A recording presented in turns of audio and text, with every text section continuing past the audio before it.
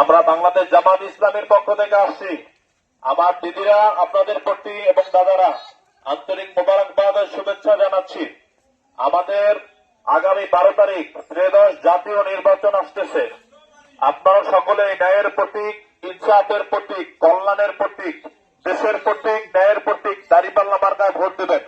আমাদের আমির ডক্টর শফিকুর রহমান বলেছেন যে বাংলাদেশে যারাই জন্মগ্রহণ করবে তারা হচ্ছে বাংলাদেশের নাগরিক।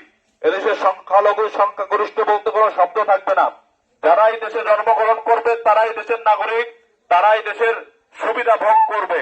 যার যে অধিকার আছে, জামাত ইসলামী ক্ষমতা আসলে তাদের ঘরে ঘরে এসে সেই অধিকারগুলো পৌঁছে দেওয়া হবে। আমরা বর্তমানে দেখতে পাচ্ছি, বিগত দিনে দেখতে পেয়েছি যে ইউনিয়ন পরিষদের নিচে গিয়ে লাইন ধরে চাল ডাল আনতে হয়, কিন্তু জামাত ইসলামী চায় ঘরে ঘরে এসে তাদের ন্যায্য অধিকার পৌঁছে দিবে, তাদের খাবার পৌঁছে দিবে। এই জন্য আপনারা 12 তারিখ দাঁড়িপাল্লা মার্কায় ভোট দিন।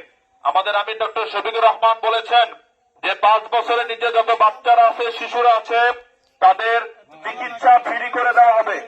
আর 60 বছরের উপরে যত মারা বাবারা আছে তাদের চিকিৎসাও ফ্রি করে দেওয়া হবে।